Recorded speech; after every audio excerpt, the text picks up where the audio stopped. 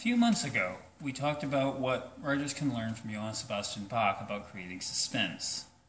This month, I'd like to look at what you can learn about creating surprise. If you'll remember from the last time, Bach builds through the first page of this through a harmonic sequence that eventually resolves when it gets into the second page. But he sets up the surprise by getting his listeners used to a way of moving through the harmonies. Throughout the first page, every time he changes the harmonies, it's always through big chords. And then there's all this pyrotechnics between the big chords leading up to them. And listeners start to take that for granted. They just understand that this is how he's doing the piece. And then when he finally resolves the chord, he switches from those big chords to 16th note runs that are precise and almost metronomic. And the harmonies keep going. He keeps developing the harmonies, but he's taken the technique he was using to develop the harmonies and transformed it. When you're setting up surprise in your manuscript, you run into a lot of the same problems that you do with setting up suspense. Your surprise can't come out of the blue. It can't be something that's completely new and unexpected. It has to build out of what's already there, the same way that suspense has to build out of what's already there. But with surprise, it's especially tricky because how do you introduce the elements that you're going to use to set up your surprise without tipping your readers off as to what's going to happen? Well, one way is to do what Bach does in this piece. Introduce the elements you're going to use in your surprise, get your readers used to them, let them become part of the background of the story, and then, when you spring the surprise, have them mean something completely different. Take something that's already there and build a surprise around how you transform it. A good example of this is Lindsay Davis' The Iron Hand of Mars. If you're unfamiliar with Lindsay Davis' work, she writes a series of historical mysteries set in the 1st century AD Rome, revolving around Marcus Didius Falco, gumshoe to the Emperor Vespasian. And in The Iron Hand of Mars, Vespasian asks Marcus to go up north in the empire, actually all the way out into Germania, to find out what happened to a military commander who had disappeared about a year earlier, and also to negotiate peace with a Celtic princess. Well, in heading north, Marcus is given 20 legionaries and a centurion to kind of keep him safe on the way. Unfortunately, his legionaries are not really legionaries. They're sailors. They just transferred into the legions from the fleet. They know nothing about living off the land. They know nothing about scrounging for food. They don't know how to build a fire. They don't know how to set up a camp. They're completely useless.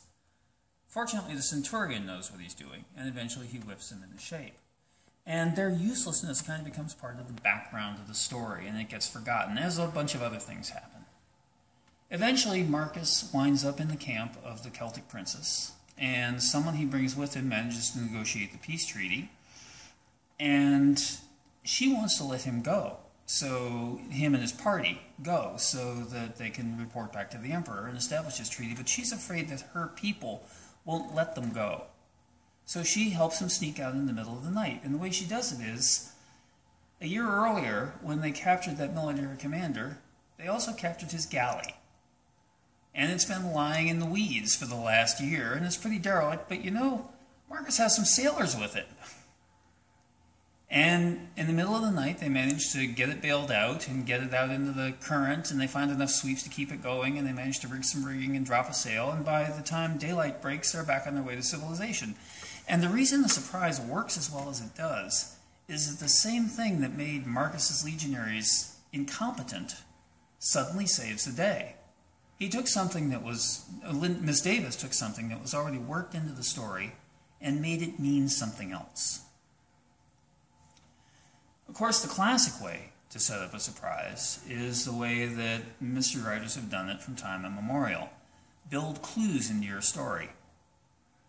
This is extremely difficult because you have to be aware of how what you write comes across to your readers, how they perceive what you read, and you have to give them enough so that subconsciously they're aware of it, but it never really becomes conscious. It's a very tricky balance to hit.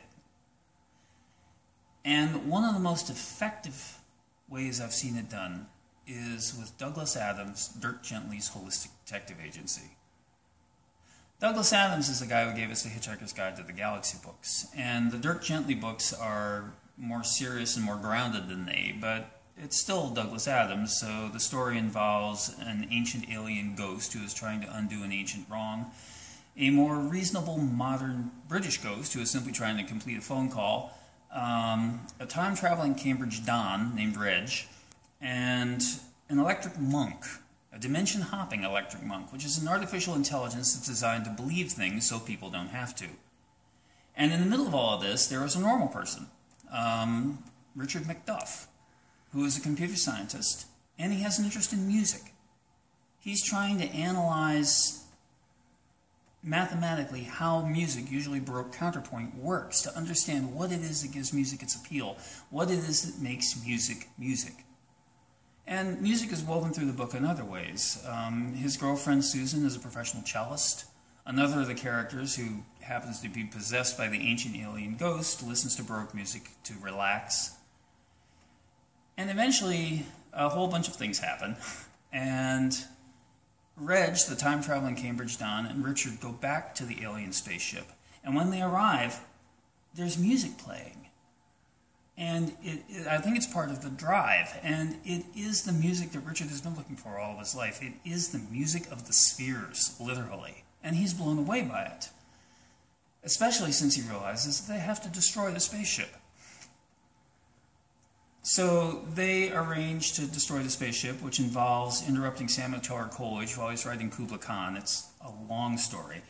But before they do, Reg, the time-traveling Cambridge Don, disappears and comes back a second later with a full beard. And then he disappears again, and he comes back a second later, and the beard is gone. And they do destroy the spaceship and return to normality. And when he arrives at his apartment, Richard finds that his girlfriend Susan is playing an unaccompanied cello suite by somebody he's never heard of before. Excuse me. He eventually finds out what happened. Reg, the time-traveling Cambridge Don, went back to the spaceship, transcribed as much of the music as he could, went back to the early 18th century, and gave it to a little-known Kapellmeister in Leipzig named Johann Sebastian Bach, who published it under his own name. And the beauty of this is that it's not until that moment that readers realize every time someone's mentioned Baroque music, it's been somebody else. It's been Vivaldi or Scarlatti or Handel. It's never been Bach when it would have naturally been Bach. Essentially, Richard Adams has created a Bach-shaped hole in his manuscript that readers don't realize is there until he fills it at the end.